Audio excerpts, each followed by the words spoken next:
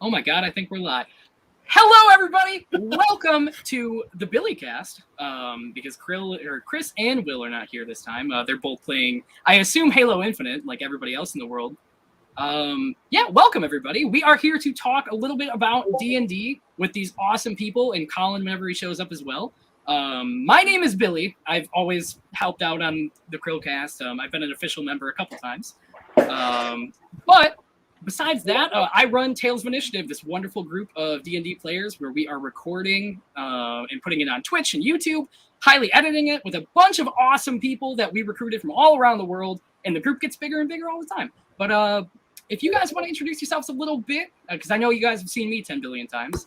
We don't have Colin here, so Dustin, I will let you talk about yourself a little bit. Sweet. I'm Dustin. I'm also part of the Tales of Initiative crew. I'm mostly a DM, but I like to play when I can. And I also do, I'm pretty much a bard in real life. So D&D stuff is just, it's just a natural selection for me. Is that right? It's a natural progression. That's better than natural selection. I would die in natural selection. Let's just be honest. That's what happened. Please don't dance. I'm on the other side of the world too, so there's not a great deal that I can do to help.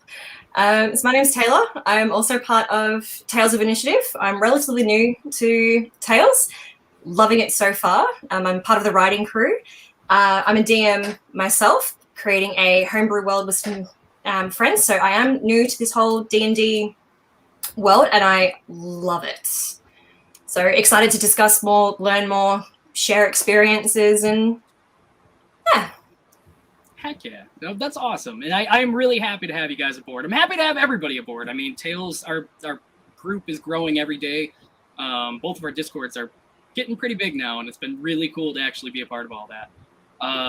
But we'll jump into it. I know most of you guys know what Dungeons & Dragons is already, but let's talk about how it started. We'll be brief, and then we'll go into all the fun questions. We got literally at least 100 questions that we got sent to us, but I will break it down to the ones that are fun to talk about. To start off, Dungeons & Dragons, created by Gary Gygax and Dave Arneson in 1974, is a cooperative storytelling game in which players assume the roles of heroes or player characters undergoing an adventure. One person acting as the dungeon master is responsible for controlling the actions of all characters, the PC encounters, good or bad. It was invented as an alternative to miniature military wargaming. You can play in many different varieties. You can play with visual tabletops. You can do in person with a giant board and miniatures. And you can also just play in the theater of the mind. I know we all do it with generally over Discord with a bunch of visual tabletops and all of us screaming at each other.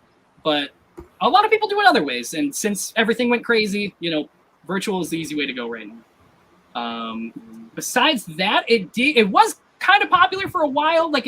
After it was created, people were checking it out. It didn't get super huge and crazy until probably more 2014, 15, when it started getting picked up by people like Critical Role and Dimension 20, and it started getting more popularized.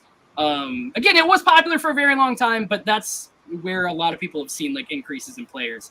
And we will talk all about that more too. But besides that, let's start off at the beginning. The one question that everybody was asking: how did all of us get into Dungeons & Dragons? I'll go last this time. Dustin, how did you get into Dungeons & Dragons? Well, I wasn't allowed to play as a kid because I grew up right after Dungeons & Dragons came out, and I grew up in a very strict household, and Dungeons & Dragons was the devil. And so I wasn't allowed to play. And then as an adult, I was like, man, I really love fantasy books. And somebody's like, hey, you should check out this podcast called Critical Role. And so I was like, hey, that'd be cool. And I listened to it, and from day one, I was hooked. And it brought me back to all those things that I remembered as a kid, just loving about fantasy. And so that's kind of what got me back into it. And ever since then, I've absorbed everything Dungeons and Dragons I could. I geek out about it. I talk to people. So, do you play Dungeons and Dragons? And all my friends, I'm the opposite of a person who goes door to door, proselytizing. I'm let me tell you about my lords and lords. Let me tell you about Dungeons and Dragons. Let me make a one shot that we can play together. I spent a weekend with some friends, and we did a one shot that ended up lasting the whole weekend because of kids. They kept interrupting, and they're like, okay, you need to calm down a little bit. like I'm like the person like save D&D, save your D20s, like it's and so like now I'm a huge advocate for it, and every time I find somebody who like even gives off a little bit of vibes, I'm like, hey, you D&D, don't you? And I'm like I'm not. Sit there and scratch when I can't roll my dice for a while. It's how I get. I feel that ever since we took a break. Like all I wanted to do is play D&D. I'm so happy we actually got games started again. Yeah. Heck yeah. Well, what about you, Taylor? So, always been a massive, massive fan of fantasy, myths and urban legends and that sort of stuff. Growing up, my dad used to make up stories to tell me in bed. Grew up reading all different kinds of books. You can see some of them behind me. A lot of them are in storage at the moment. So fantasy has always been a huge passion of mine. And, I want to be author. I've created squillions of worlds in my head. And then got into watching Viva la Dirt League, actually. And they were running their own campaign. And I had friends over at the time. And I just turned around and said, you know what? Why can't we do this? And they were all like, yes. So then that's how I officially dove into it. Very spontaneous, very spur of the moment, but like my passion for it hasn't wavered at all throughout my life. And just to see the enjoyment and the fun and the growth of my friends playing this game, playing what I've created, gives me a real sense of pride. So that's how I got into it. And then to continue learning more rules, like I've spent a fortune on the books, which are amazing, listening to podcasts such as Dimension 20 and Critical Role. Obviously, they're some of the big boys on the field. But there's amazing little communities as well that are always willing to help people, invite people, like Tales of Initiative. And yeah, it's just a really fun environment to be in. So that's why I dove into it. Absolutely. I couldn't agree more. It's a very, besides a lot of the, initial gatekeeping and everything that a lot of people experience, I think it is a very great way to kind of get people together and make people have a good time and feel accepted generally when it's solid DMing and solid player work. No, that's awesome though, guys. I can easily say I had like a group of like 4 to 5 friends when I was in high school, and like we got together. I think we started with 3.5, and I know everybody plays the 5th edition now. There are like a ton of different editions, but I started with 3.5, the one that everybody finds old and archaic at this point. But they turned part of it in Pathfinder. But we got together like at a buddy's house, and I remember like the first time we started playing, and we played like completely just. We skimmed through the player's handbook and did our best, and it was like a real bad campaign. I still remember like I could not like tell a D&D story to save my life, and now hopefully I'm better. But we got together just like through school, and it was a really fun time. But no, yeah, D&D is always something that to me, I enjoy storytelling, and I always enjoyed that medium, and I can really get into a well-said story.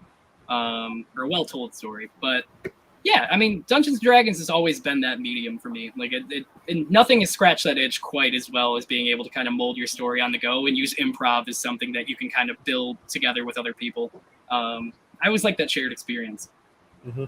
But moving on from there, guys, we're going to jump into some of the nitty-gritty fun stuff.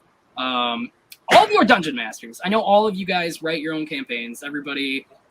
like at some point we've all talked about homebrewing our own stuff, or even using core books and modules that already exist. What do you guys think makes a great dungeon master? Like what I guess better said is like, what do you think a new dungeon master should focus on when they just start out? That's a really good question. I also really want to apologize for any banging you can hear in the background. We're building a fence at the moment, so it's just a nail gun. I apologize. At least it's not the snoring of your dog.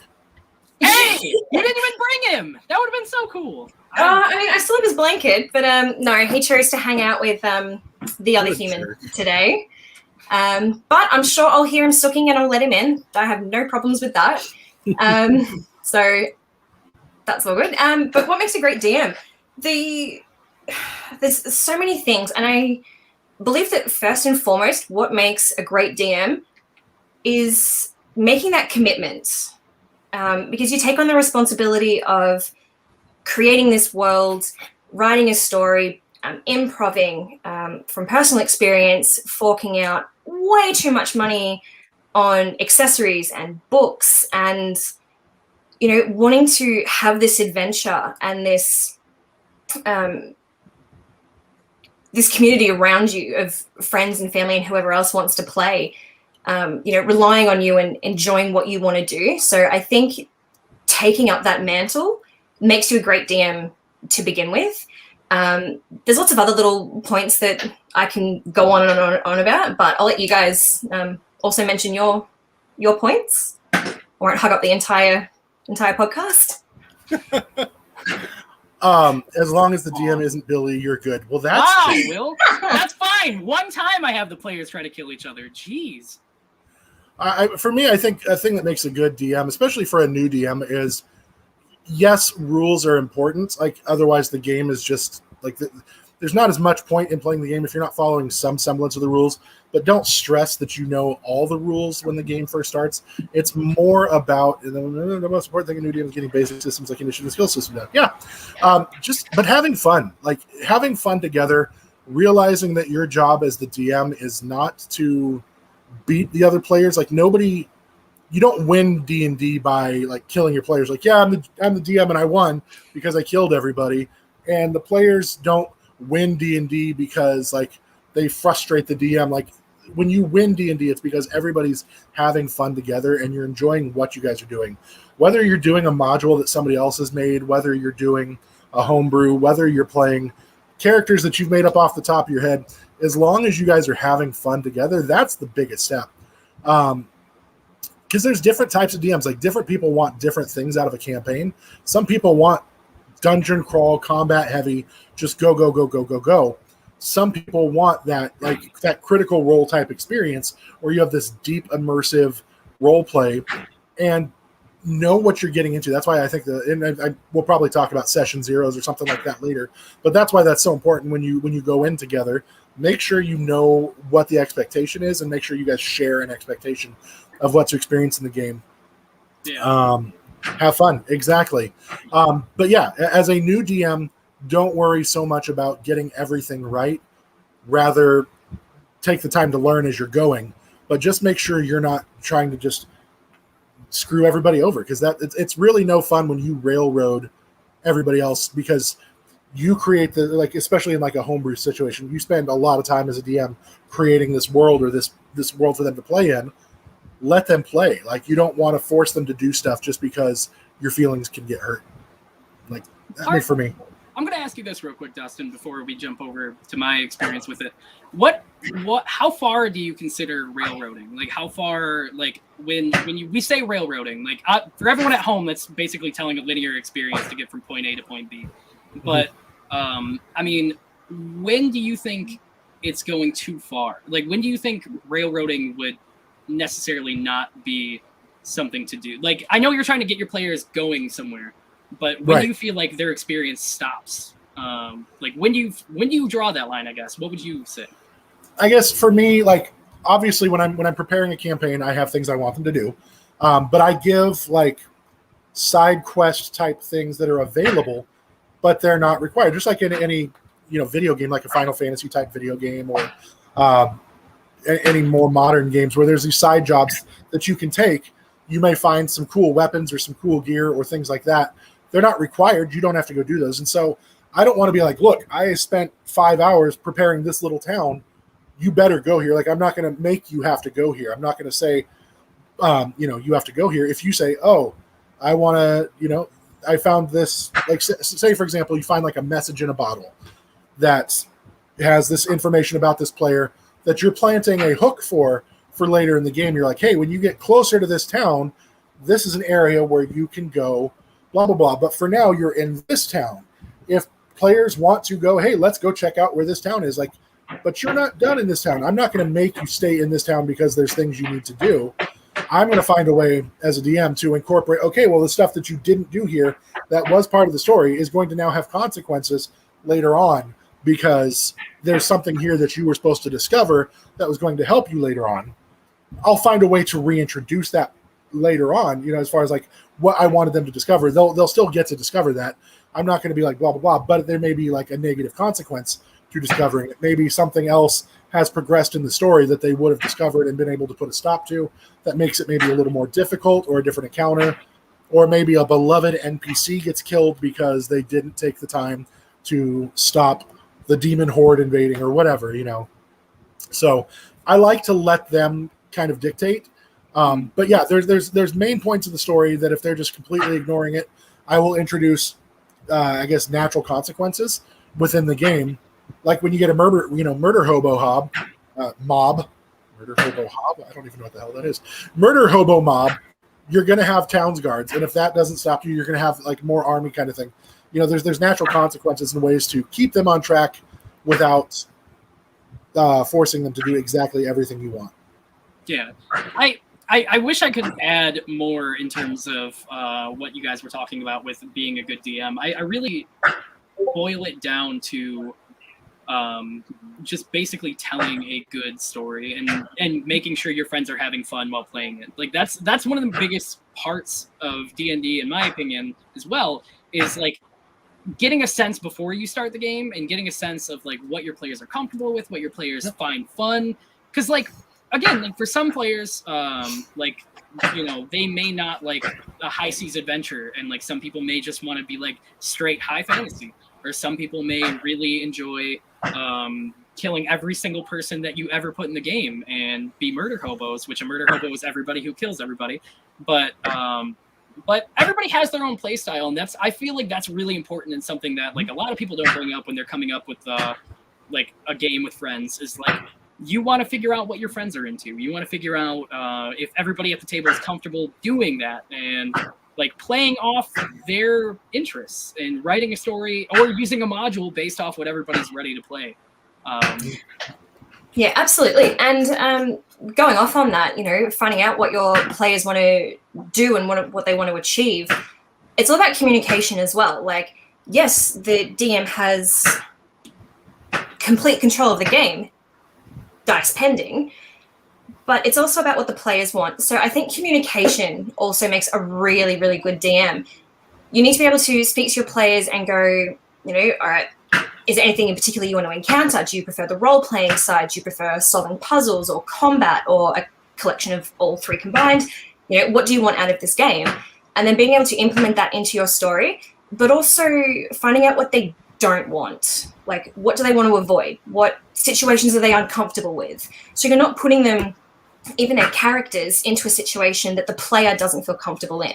Right. There's a lot of the arguments going around that, that's what my player would do. It's what my character would do. And that's valid in a lot of situations, but the player is the character at the same time. Mm-hmm. So while I know metagaming is a big thing and we can separate that, but communication between the party members and the players is a big must to make sure that everyone is inclusive, they're all having a good time, they're not uncomfortable. Just make it, a safe environment for everything involved, both in-game and in the real world at your table. Yeah, absolutely. And to kind of leap off of all that, especially as a new DM, you feel like a pressure. It's like I see a lot of, like, I'm in a lot of different Facebook groups and stuff like that for Dungeons and Dragons, where people are like, hey, I'm about to DM my first session, blah, blah, blah. A lot of people come into D&D through like Dimension 20 or through Critical Role or through, whatever means, and they base what they're going to do off of these other DMs that they've seen. You need to be the best DM you can be your own, like figure out your style. Don't try to force yourself to be Brennan or Matt Mercer or anything like that, because you're not likely going to be a paid professional voice actor who can do a million voices. Don't force your players to be the cast of Critical Role or Dimension 20 or whatever like that, especially if your players have never done it. I mean, yeah, hey, you guys want to try to have a voice for your character? No? Okay, that's fine. But don't try to be like, you have to do this, you have to do this for it to be fun, because that's going to put a lot of unnecessary pressure and drive people away. Absolutely. So I wanted to touch on this at some point. I'm not going to throw all of our prepped questions out the window, but I do want to touch on this a little bit. How do you guys feel that the D&D community has been like changed ever since it started getting popularized on places like Twitch and YouTube with like Dimension 20 and Matt Mercer? Critical Role. I'm so sorry. I don't just mean Matt Mercer, but Don't forget Sam and Liam. I know they're all great. Everybody on Critical Role is great. I'm very sorry. Please don't kill me. But like I guess I'll say a little bit is I think a lot of people kind of go in, and like you were saying, Dustin, like they go in with that expectation of like I seen Matt Mercer go from like a little old lady to like a hardened criminal or like a dwarven maid or like just I'm jump from voice to voice. Oh yeah. But the thing, in my opinion, and the thing that everybody kind of has to remember is like Laura Bailey is awesome. Laura's amazing. But they're all amazing. Yes, they are. Laura Bailey is queen.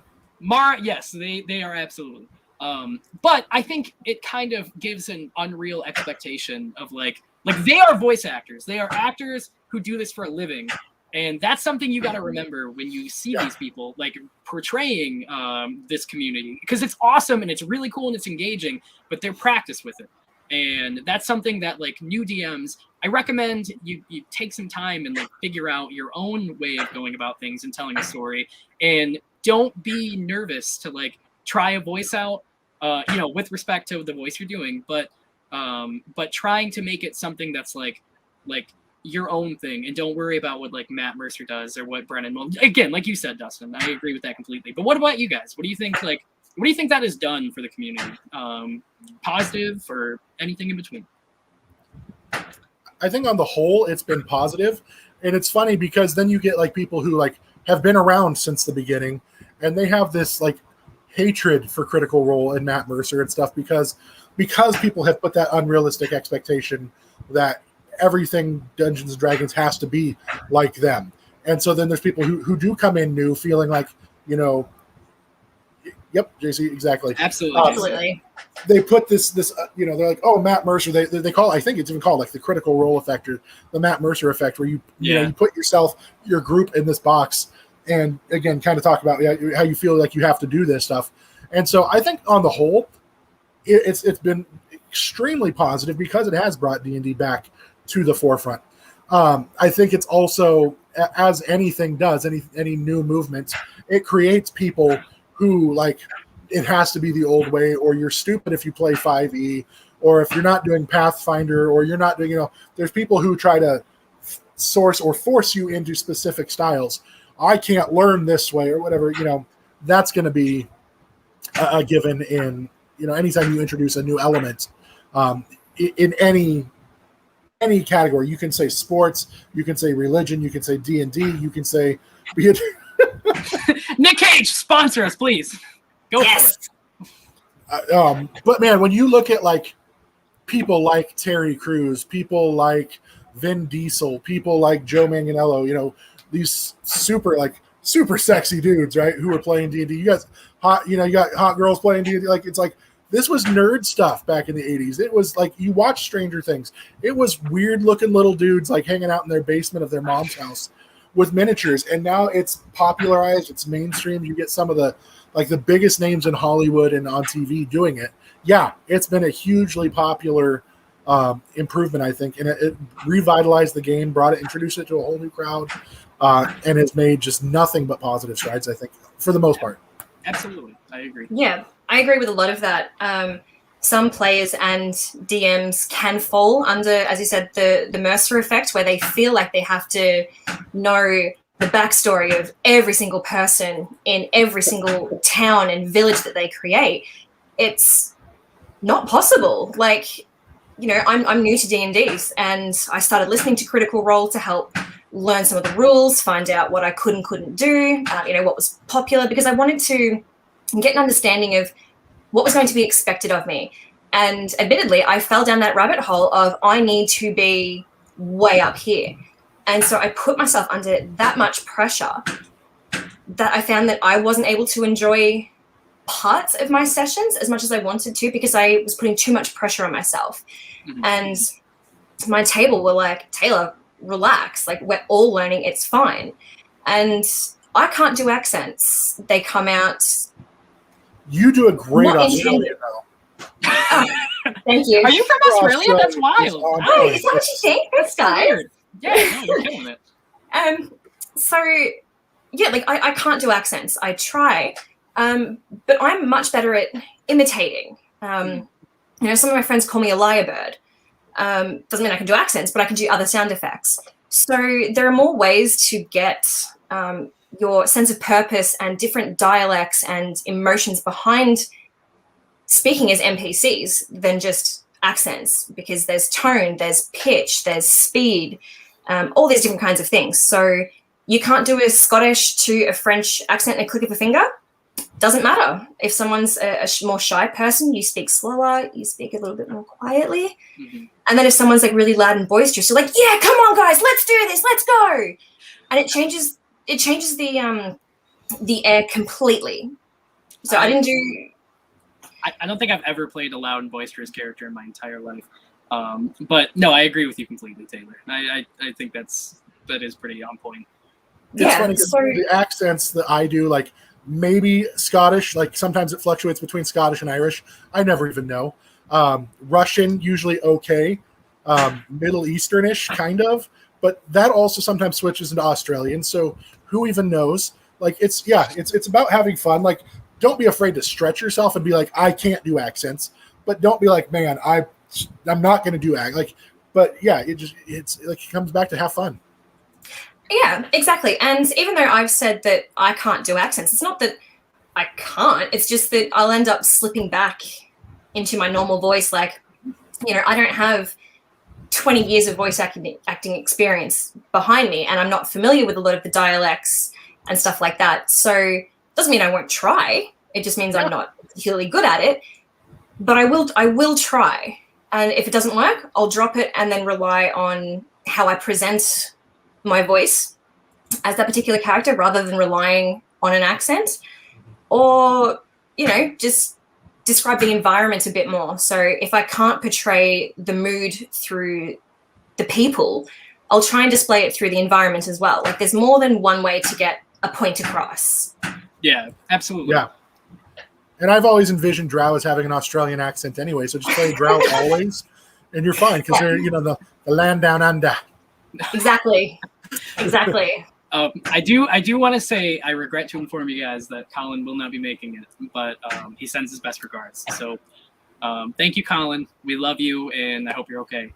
But we're gonna take a couple questions from some people asking, because there's a couple good ones. I really want to see what you guys say. Yeah, let's go. Where's the shower daily, use deodorant. Got you. Where is it? Okay, so question from Hey was, what was the hardest death you had to DM? I will let you guys go first, and then I will answer after, because I know exactly which one straight up, like we had trouble with recently. That's an amazing question. I myself have not had a... How do I describe it? Like, obviously I've had deaths in the campaign that I'm currently running because it's part of a plot point. Mm-hmm. But in regards to like a major NPC or a player, I haven't had that experience yet. But I know that listening to different podcasts and different series and that sort of stuff, there have been some deaths, either player or NPCs, that have left me an absolute mess. So I don't have a lot of experience on how to deal with that, but I do also think that sitting down with your players and with your table and go, okay, what's going to happen in case of? Like, how do you guys feel about this? Is there like a homebrew rule that we can create to prevent permadeath if you're super attached? Like, one of the greatest things about Dungeons & Dragons is that, yes, while there are rules, they can be manipulated and they can be changed to suit everyone's campaign and everyone's story without breaking the game. So again, it all falls back to communication. Is, are you comfortable with this situation? How do you want to handle it? And also, I feel giving a player, if they are to experience a permadeath or something, don't just say, all right, cool, you're dead. Like, let them narrate that story, because it's their character. Let them explain it. So while a dungeon master's or game master, however you'd like to call, is to tell a story, the players get to tell the story too. So oftentimes I'll like to give some power back to the players so they can describe how they're dealing that final blow or how they're going to deal with the situation. But yeah, personally, I don't have a death experience in D&D yet. Okay. I like that though. I like acknowledging that, for one, to let the players kind of like mold their own version of it. I is what, you know, I agree with completely. And kind of like playing, you know, and still setting a boundary, but still like playing along the ideal of like respecting the character that does pass. Dustin, I will let you go. Go ahead. I think for me, the hardest death I DM'd was a guy who didn't need to die. Like, it was funny because he was playing an Aarakocra rogue, who Aarakocra can fly. You know, they got wings and they have fly, blah, blah, blah. Big bird person, everybody. Big bird person, yeah, sorry. Literally big bird, you know, just the yellow. Just, yep, big old bird. Yeah, the whole thing.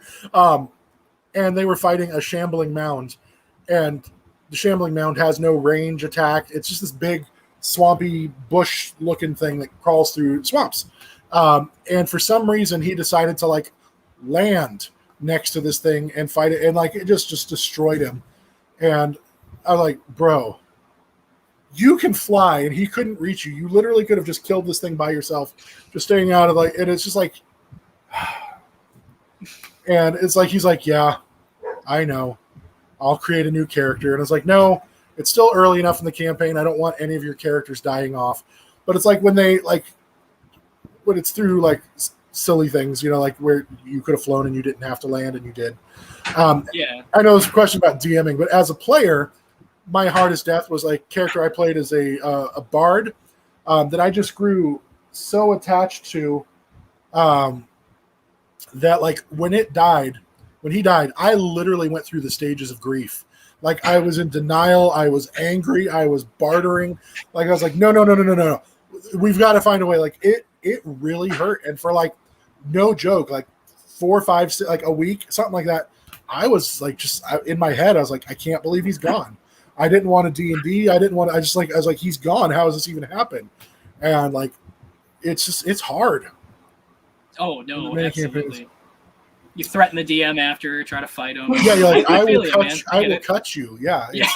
So, like, and I think that's such an amazing part of it. Like, when you are just so into your character that when they die, it really hurts. That's when you know it's something special. Like, when you read a book or you watch a TV show and a character dies and you're like, man, I'm a mess. That's because you've connected. So when you have those characters that you connect with, you're like, oh, that's so cool. So I want that, though. Like, I want to feel when my character dies or when my players die. I want them to feel that. Like, I don't want them to be like, oh, it's no big deal.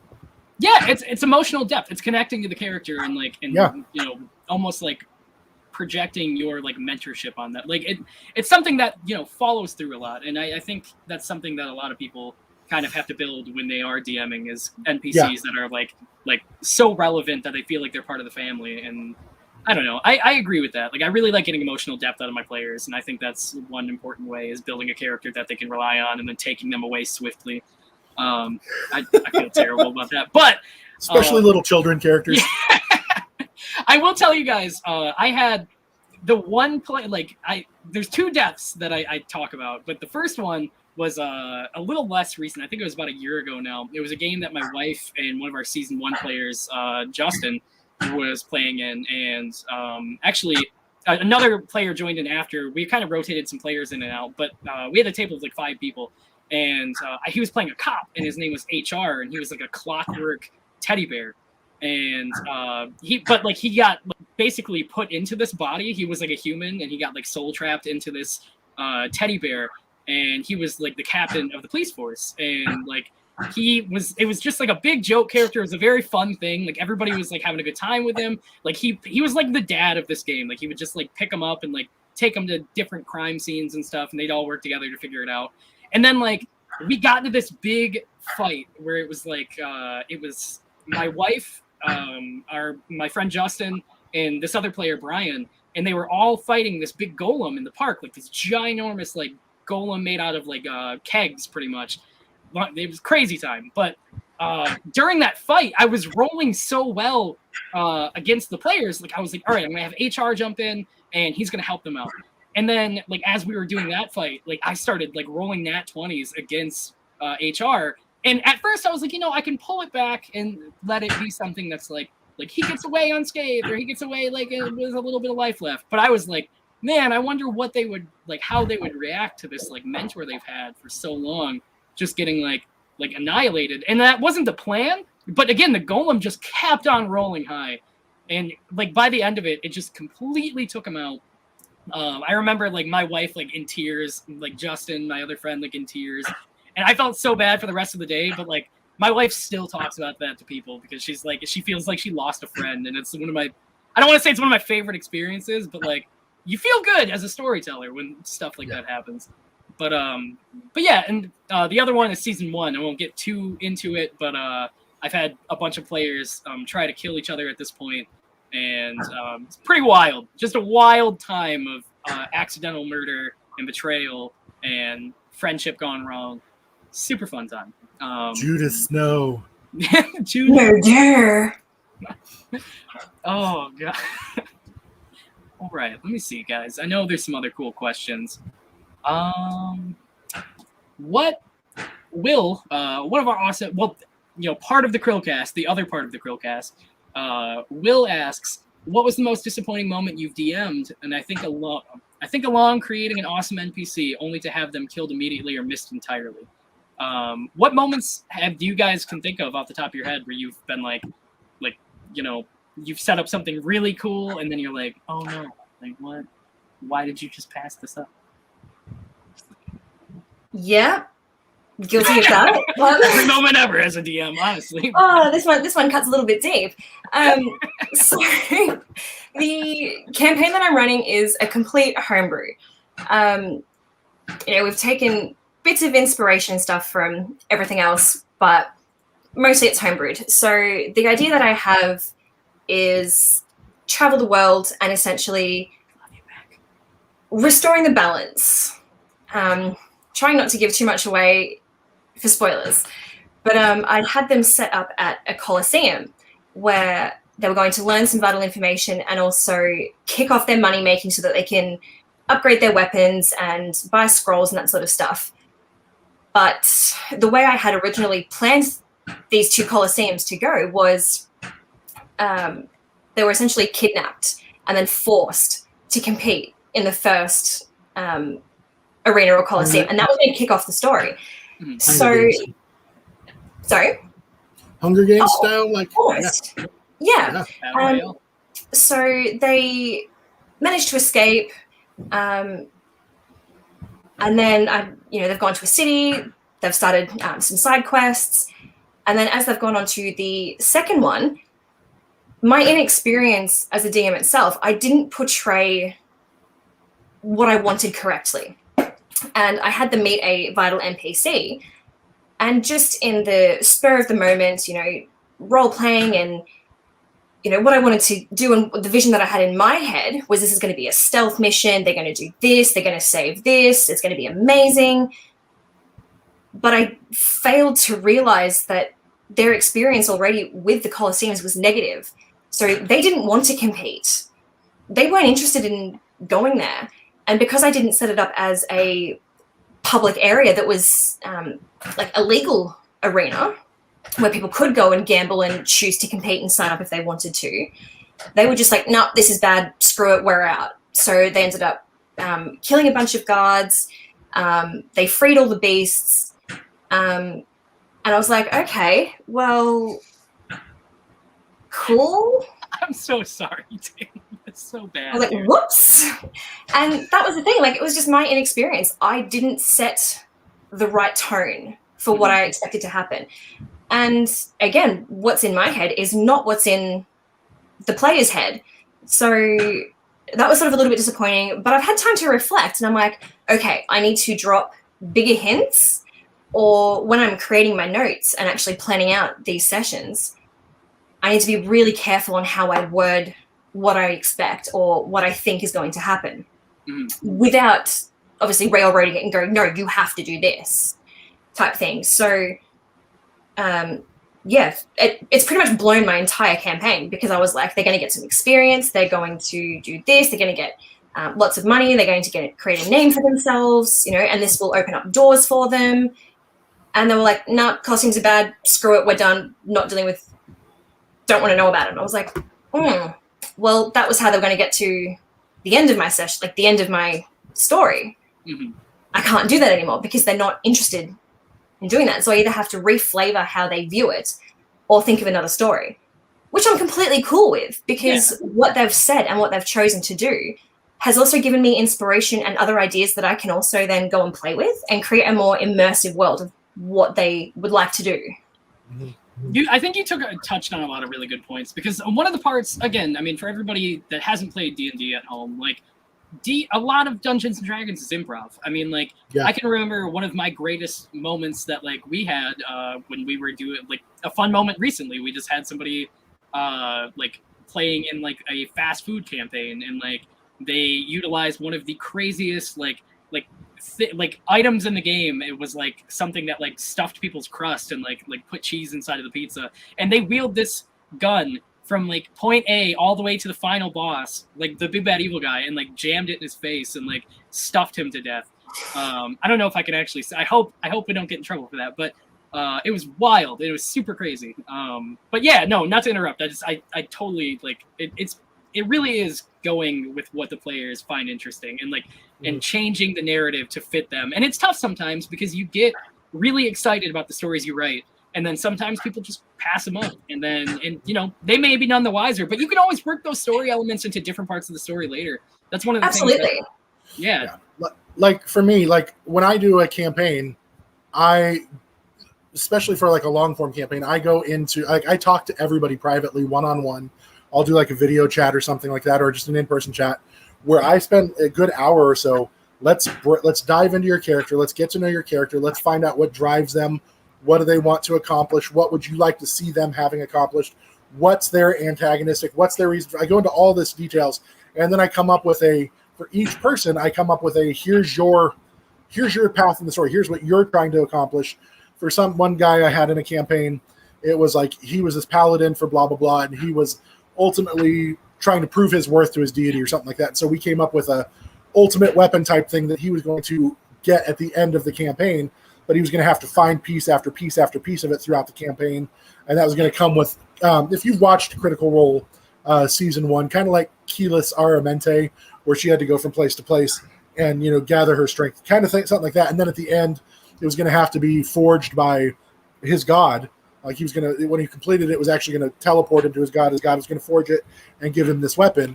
Well, then he ended up quitting after like 3 sessions because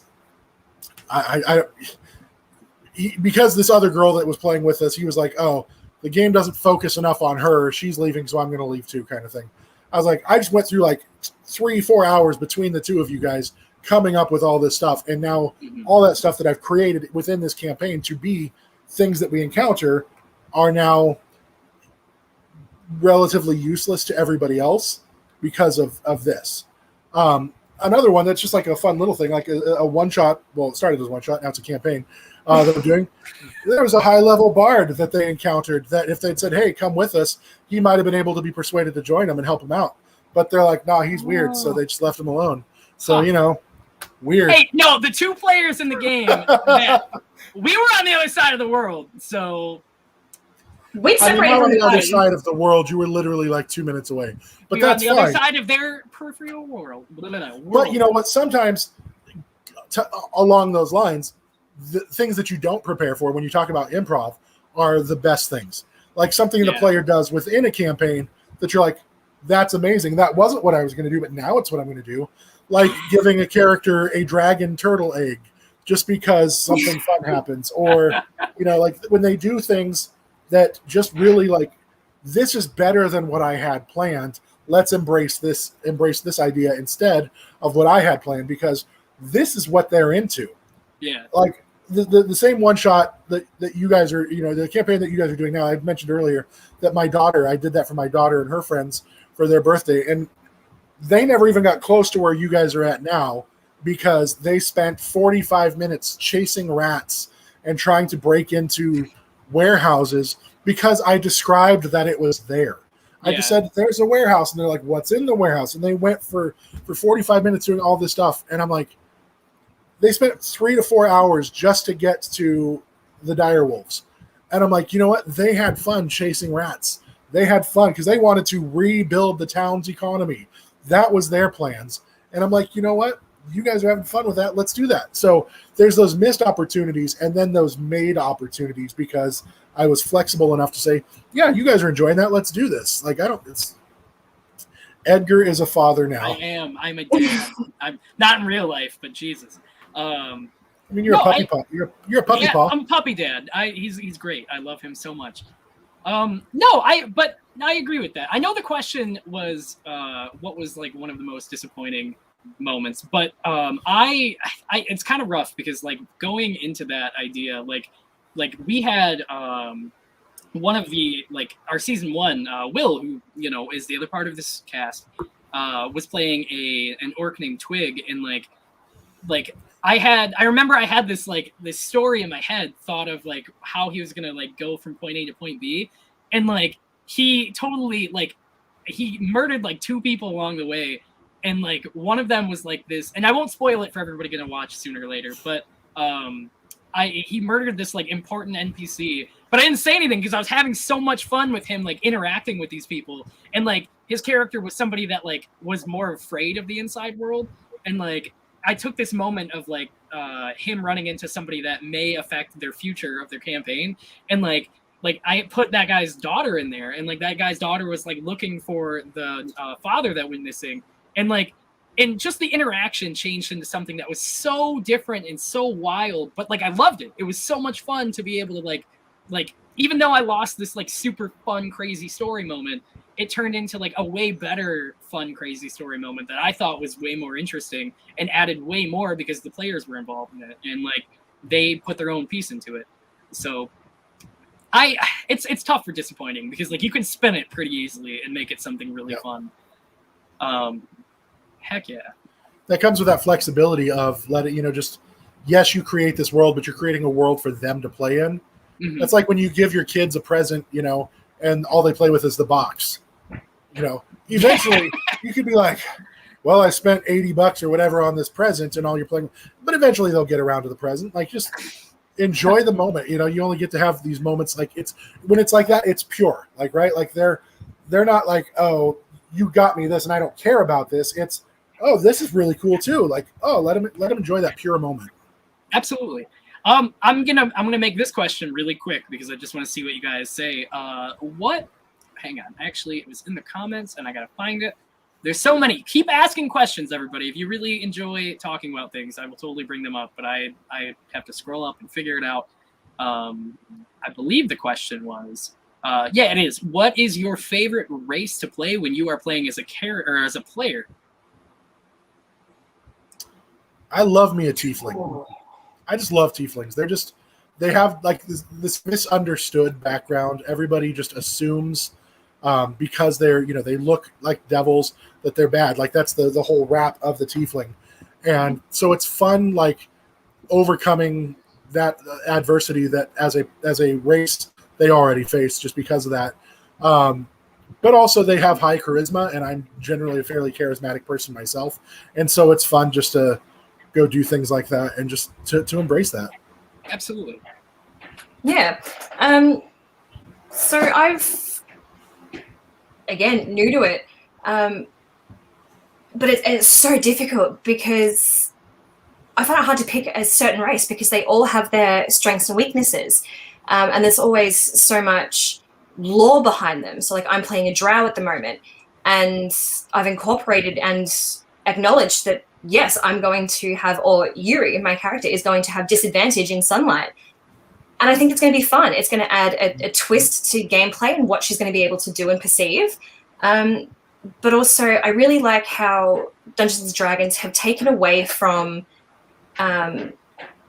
the general stereotype of humanoids and monsters. So, like in the movie World of Warcraft and Lord of the Rings and that sort of stuff, you know, orcs are seen as monsters, they're scourge, horrible beings. But in Dungeons and Dragons, they can be really, really pleasant creatures, and people love to play them. Yeah. So, you know, again, I don't have a lot of experience playing all these different races, but, you know, all their different abilities, innate and otherwise, I think are really, really fun. So it's just a matter of sitting down and figuring out what would you like to play with and what do you think you're going to get the most out of your character and go with that. But personally, I'd probably like to go with a kobold for my next character. I just think they can have a lot of lore. They can do some pretty cool stuff. But drows are also really, really fun at the moment. Turtles are great. Turtles are great. Drows are great. I like drows. Oh man, one of the I always default to like I really like playing really heavy strength characters, and it always ends up being like a Goliath. I love Goliath. Yeah, they're really fun. But like the problem that I always face is like I kind of stat dump most of the time. So like if I am like I'm gonna go into that role of being a Goliath. I'm gonna put everything into strength, and he's gonna be dumb as rocks. And like I know even now, like the campaign we're playing in now, like my character has a very tough time communicating because like he can literally knock like anybody out, but like he is just like one of the least brightest characters I've played, and I like that though. Like I find a lot of fun. He is baby. He is a big man. Oh, he will survive at all costs. I hope. You know what? He's gonna get those everybody. bats in his pocket though may not. Oh, yeah. Oh my god.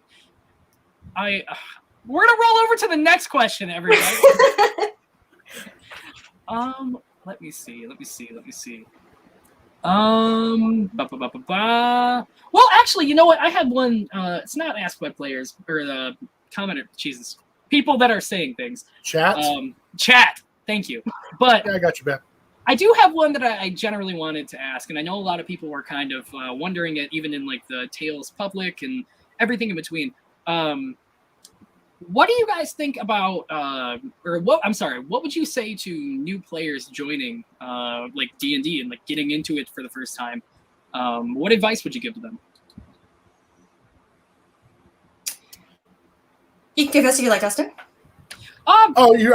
Me or you? Yeah, either one of you. You can go. Me, you. I mean, it's very similar to a new DM. Go into it to have fun. You're not going to know everything. I am so happy to teach people how to play. I agree. I am so happy to have a campaign full of people who don't know how to play if they're there to learn. I don't like when people go in fixated on like they're only going to do one thing, only do it one way, or they play it like. And again, as a new character, you may base your character off some other fantasy, person that you've seen. Totally fine, but like, be like open-minded. Be willing to experiment. Be willing to branch out. Be willing to get a little uncomfortable as you try to figure out who your character is and what they would do. Don't just say, I don't know, or I'm not willing to try. Like, it's totally okay as a new player that you don't know all the lore. It's okay as a new character that you're not comfortable with trying accents. It's okay if you don't add quickly, your modifiers, or you don't know how to do a stealth check, or you don't know, like, that's all fine and well. Just don't say, I can't learn, or I'm not going to learn. Even if you only internally say it, just be willing to allow yourself to have fun, allow yourself to immerse in the story, and just be prepared for it to cost you a ton of money as you begin to love it and have to buy all the dice and all the books, and then you want to get into cosplay, and then you like it. It opens up a whole new world. Absolutely. Boil it down. Have fun, you nerds. Enjoy yourselves. Yeah, nerds. Be cool. Absolutely. Be cool, nerds. As we're doing a D&D podcast. But go on. Taylor, what do you think? I was going to say, like, to new players, embrace the chaos. It's going to be confusing. It's going to be difficult. to begin with. And that's part of the experience. That's part of the fun. And again, I keep falling back on communication. So as you said, Dustin, don't say I can't or I won't. Let's go, all right, I think I want to try this. Yeah, cool, let's play with it. If it doesn't work, it doesn't work. At least we've given it a go and we can move on. Because you're never going to know unless you try. And I think being at the table, whether you're a veteran or a new initiative, it needs to be a safe environment. Yeah. So I also feel like, as we've said earlier, dungeon masters can put a lot of pressure on themselves, to be Matt Mercer and all the other great dungeon masters. Players don't have to stand up to that status either. It is absolutely amazing, and I will commend and encourage them to step into that role-playing category. But if they don't feel comfortable doing that sort of stuff, be your character, be who you want your character to be. While it's great to step out of your comfort zone, don't get uncomfortable. We're all here to have a good time, learn, just be openly communicative with what you and your character want and are doing. Also, bring snacks. Yeah, definitely bring snacks. Oh my God, yes. And I think to tie on to that point, be open and accepting to others too. Absolutely. D&D is open to everybody, regardless of, you name it, race, religion, color, sexual orientation. It's such a beautiful, accepting world. Like, all the characters, like there's all the rainbow within the game already. Let all the rainbow be at your table. Like, don't, if player B comes and they're playing a character that maybe you in your own personal life aren't super comfortable with, you know what? It's open and welcome. Like, just enjoy what you guys share in common instead of focusing on things that your differences are. And just love the fact that you guys are there experiencing this amazing game together. Safety tools, use your words to communicate. So have a safe word. Is that what I'm understanding? Yes, the safety tools. For every DM at home, a really easy safety tool that is really, like, and I'm just saying this, if you ever do start being a DM, there is a consent form that you can send everybody that Dungeons & Dragons made themselves, and it's interactive, and it's super easy to use, and it's super easy to send to other people. So, if you're trying to figure that out with other people, it's a really easy way to kind of shoehorn something that's safe. Dustin, I think you brought up a great point about D&D and video games with railroading. Like, a game is often more fun if it's guiding you but not holding your hand. That's true. It's very true. Like, just notice how popular open world games have become. Like, where you have this whole world to explore and do things with, and sometimes they have no bearing or anything on the game. But then you have games like Fallout and stuff like that, or Skyrim, where you want to have like this. You've got this main quest point, but then you have like all these other little side things that you can go do. You can beat the game without doing them, or you can go for 100% completion and try to do literally everything there is to do in the game. And the game allows you within the confines of what the engine has, prepared. And that's what I think is so amazing about Dungeons and Dragons. If you allow it to be, you can create this huge world and, hey, go play, have fun. Yeah, absolutely. And if I don't know what happens in that part, I'm going to make it up. Everybody at home, the biggest thing that you have to break into is find people you want to have a good time with. Find people that enjoy the media. You guys all get together and play it, and don't make it like, if somebody's making you feel bad at the table, you don't have to stay at that table. You can leave. That's the biggest thing, is like, don't be afraid to make that decision to just leave. Like, and there are so many people out there that are, starting D&D games and starting online games. It's not hard to find a game. It's just hard. It's something that you should not limit yourself to if you think that's the only group out there, and then put up with the kind of stuff that's like, hey, I don't feel comfortable with this. Don't be afraid to leave. And that goes for DMs too. Don't be afraid to ask problem players to leave. Like, you are no way, just because they show up at your table, you're not obligated to allow them to stay at your table if they are doing things that are harmful or toxic to play. Absolutely. Well, this is one more I really wanted to bring up, and I kind of, it's not controversial, but it's something that a lot of people struggle with, and we kind of touched on it a little bit. Gatekeeping in the D&D community. it's a problem. It's always been a problem. It's one of those things where everybody thinks, or a good chunk of everyone, not every, God, a minority, I guess would be the best way to put it, have this ideal that there's, either a certain way to play the game, or there's a certain like you have to be, a certain way to enjoy the game, or you have to follow suit of somebody's specific storytelling.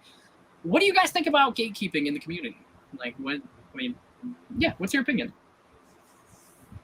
To a degree, I'm not against gatekeeping. Like, gatekeeping can be taken as such a broad thing.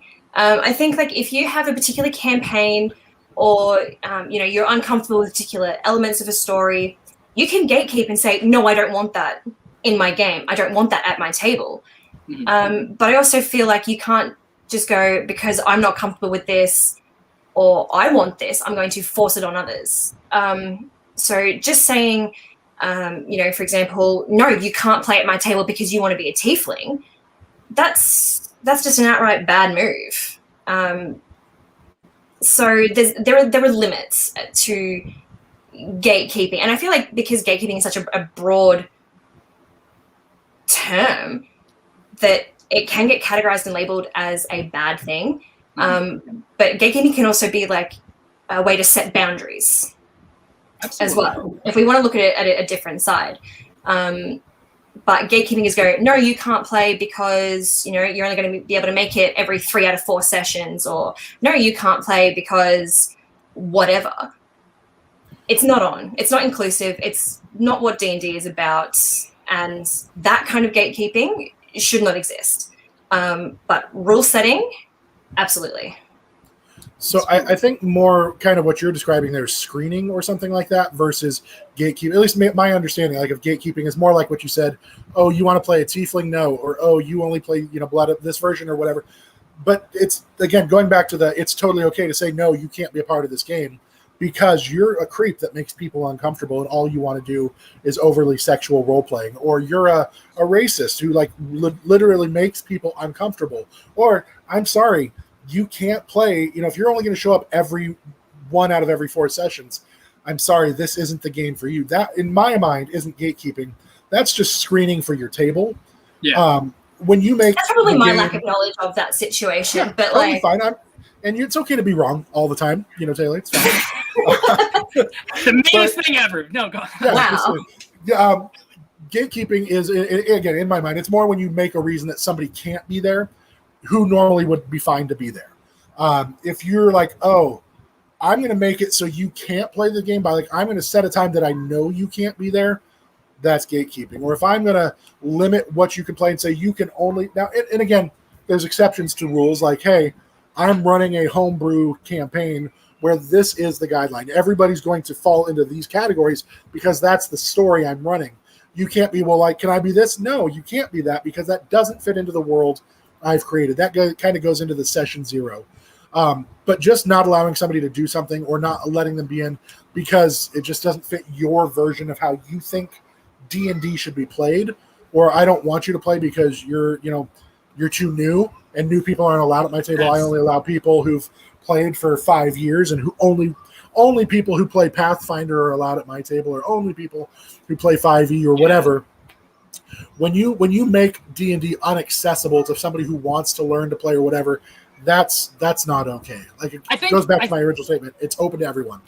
I think that's one of the things, I probably should have worded that better, but I think the biggest problem that we see in the community, and the one that I meant to more touch on, was I think it's the experience in the game that you're playing. Like, a lot of people are very, I don't want to say anti-new player, but a lot of people are like it almost feels uncomfortable sometimes to join somebody's table if they're the way where they're like, you haven't played D&D before, or like, you like other tabletop games that aren't D&D, like, it's one of these things where gatekeepers are often, like Dustin said, not letting people learn the game or learn the rules because of different opinions or different experience, or not exactly being like 100% knowledgeable on the topic. And I think that's something, in my personal opinion, where it's like, people get in my opinion, it got really bad with when Critical Role started getting big, because a lot of people started seeing, and I'm not saying anything bad about Critical Role, they're awesome, but like I think that's one and they of have the a big legal team. I'm not going to talk about it, but one of the things. Let's talk about Opal. Yeah. Oh my goodness. No, not here. But one of the things that I will bring up is I think like a lot of people got interested in the topic when Critical Role started having a good time with it. And then all these new players that started watching Critical Role and wanted to be like Critical Role started trying to join in and like get games going and, you know, get a community built of it. But a lot of the older players that have been playing forever before Critical Role started getting really big were more like, well, this game's been really good forever. Like it's you know, you should have played it before it became a mainstream topic. Yeah. And that's something where it's like, even though it got popularized by, I'm not saying it was popularized by Critical Role, but it was a big help, and it did help them kind of stabilize the idea that they have now. But Critical Role did introduce a lot of people, and I don't think it's fair necessarily to like not let people play because of them seeing like a depiction or the words of like how D&D is played on a mainstream media compared to like an actual home game. I don't think there should be like, I don't think people should necessarily get upset. I think it should bring in more people, and I think the experience gets better when you grow a community bigger. When you have like, every community comes with toxic stuff, but you know, building a community makes the idea get more funded and gets the idea like going further. You're not better just because you've liked something longer. Right, so like in sports, you got, oh, you've been a fan since they won the Super Bowl. Actually, I've been a fan since blah, blah. You know, like, who cares? Oh, you like this game since it just launched this version. I've liked it since the original version. Like, that doesn't make you better. I'm sorry I was introduced to it later. I'm sorry I was born 20 years after the team was in set. You know, you're not better. You're just smug and a jerk. Absolutely. Absolutely. Not you, Billy. I'm the biggest jerk of them all. I kick people out. I'm the meanest person I've ever met. You say hell yeah all the time? Like, wow. It's a catchphrase, man. I put it at the end of all my emails now. Oh, business emails. Your boss has some questions for you, by the way. Yeah. Alrighty, guys. Other than that, I think that was a lot of the biggest questions. We'll take one more, and then we will wrap into our last bit. Let me see. Let me find a good one. It better be good. Like, really good. The pressure is killing me right now. I could feel like I could pass at any moment. Tiamat good. Let me ask this.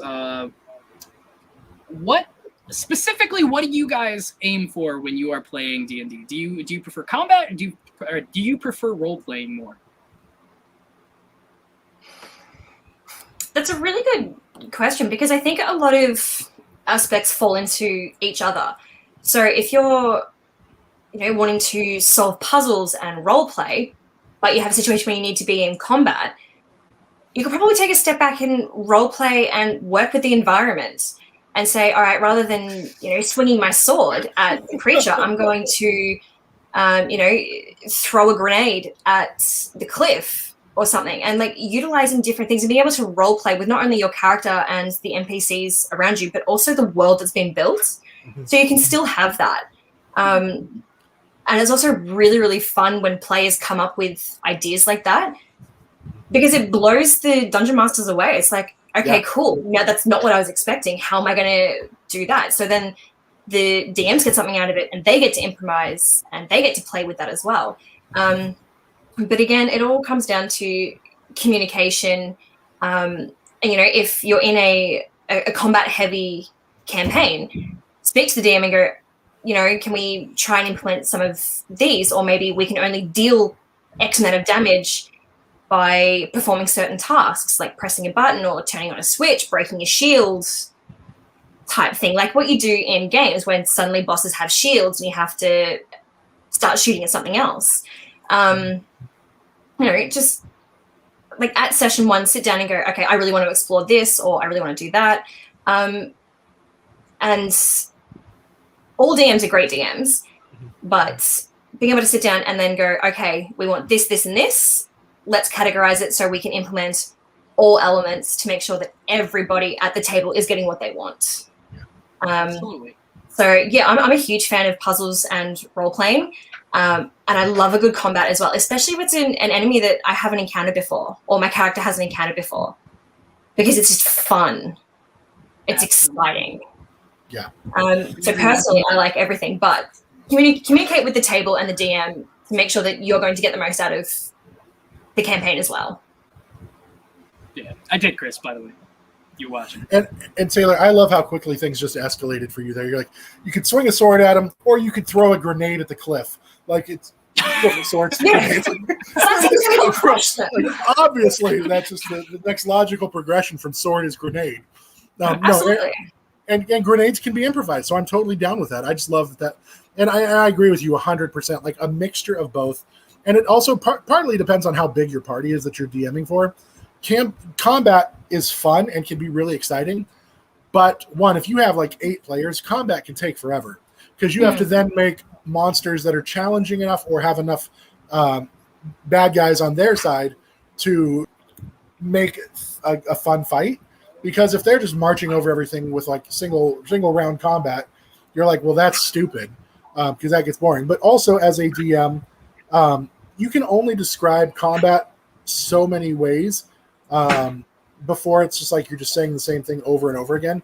That's why sometimes you're like, you swing a sword and you miss. Okay, next. I want to make it as immersive as possible. So I want to build the scene of what just happened in your attacks. And I also want to, like, your rolls have consequences. So, like, if you have a critical fail of a roll, sometimes that may have a consequence on your weapon, especially if you're not using a magical item. Maybe your bow breaks, maybe your sword snaps when you do something like that, and you have to do something like that. But combat can be amazing and fun and really drive the drama of the fight. You can't kill a character, good or bad, if you don't have combat. But like, man, I tell you what, when I sit there as a DM and the party is just role playing and I don't say anything for 25, 30 minutes because they're just going, and it's so cool. Like, my mind just gets like, yeah, you've taken this little seed I planted and you guys have just built this whole thing around it. And it's, yes, like, for me, that's what I love, is like when you can mix fun combat that is moving, but also well described, and the players are describing, this is what I want to do. And you let the players, like earlier on when like Taylor's character was like, oh, I want to swing down off the rope.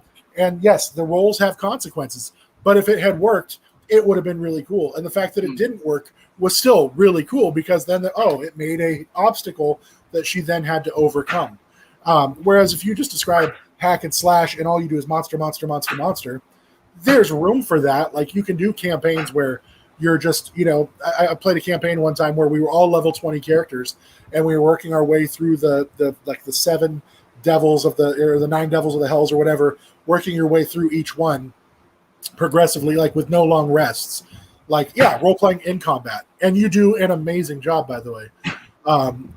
So yeah, I think you have to have a mix. At least for me, I have to have a mix of both as a DM to really enjoy going through. Absolutely. And something else that I wanted to touch on with combat as a DM and even as a player is knowing your abilities. I keep saying I'm new to the world. I'm loving it. But, sometimes a player might forget that they have a spell or they have a particular item that they've saved for a special occasion. Or they've got an enemy that they're particularly effective against. Making a situation or an encounter that, while still making sense to the story, allows that player to shine, allows them to use that cool spell, or, be able to go, oh, actually, no, wait, I can speak Draconic. Let's talk to this creature and find out, rather than just hacking and slashing and killing, because it could be the last of its kind. It could be, a cursed god stuck in this form. Like, there's more than one way. So learning as a DM your players' abilities and what they can and can't do helps build resistance and vulnerabilities in the foes that they come against. And it adds elements of suspense and surprise, triumph and defeat without them winning or losing battles. So I think that's also a really important thing, is knowing And it's totally fine if you're new and you forget that you can, as a rogue, do uncanny dodge at X levels, or you can do this, or you can do that. Totally fine. It's a learning process. Absolutely. But yeah, utilizing what you can and can't do in combat as a character, as a particular race, as a particular what's the word I'm looking for? Class. Mm-hmm. Yeah. Really makes combat different and also immersive as well. Yeah, absolutely. I'm just gonna say, if you like combat, you suck at. Oh, no, I'm just kidding. I'm kidding. I think they're both. I agree with you guys completely. I think a fine mix is something that a lot of people should strive for, and I think that's one of the things that a lot of people don't talk about in terms of like combat kind of being like a slower experience. Or like a lot of DMs and a lot of players always complain that combat is one of the things where it's like really hard to like make it go faster when you're trying to tell more story or you're trying to get to a certain point and you don't want to spend the entire day working on combat. Well, if you incorporate a good role-playing aspect to it and make it fun, for example, adding like the rule of cool, like where, like if you find something interesting, you can do it. I've had somebody like mage hand, like sweep somebody's legs out from them. And like, I've had people like do 10 million fun experimental things that you would never think of, because you're adding that aspect of like, what do you want to do in combat? Like, what's the plan? And that makes it fun for everybody at the table as well. Exactly. Combat's not just swinging a sword. Yeah, absolutely.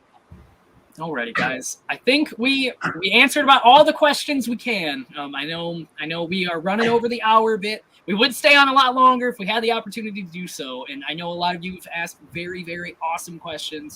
Hopefully I can answer them. We can all answer them later and have a good time with it. But two more things before we wrap up. The first one being Chris from CHRILLCAST, the one, the show we're on right now, posted in the community tab that he posted what show is, or he posted a meme that was from a show, and you get bonus points if you guess it. If you did guess it, that show was Freaks and Geeks, I believe. I'm about 99% sure. I love TV, but where they played the life out of D&D, and so if you guessed it, good for you. I hope you're proud. I hope you did a good job. Other than that, guys, I do want to say one last thing before we end up leaving. If you guys haven't checked it out yet, Tales of Initiative is about to do some really cool stuff coming in the fall, and we are about to launch a lot of really awesome content. Our Twitch schedule is about to get massive in the next couple weeks, and right around September, October time, a lot of stuff should be launching. Check out our YouTube as well, because there's a lot of other content that will be exclusive on YouTube only on that side. And I mean, we have a group of about 50 people and growing right now in our players group, and we're always taking on new people to have a really good time with. And if not, join our public Discord, man. We always enjoy talking to people about D&D. We enjoy talking to people about what their thoughts are about the community and, what everyone in the community can do to make it a better place for everybody. Absolutely. Other than that, guys, is there any last piece of thoughts that you guys had for anything D&D?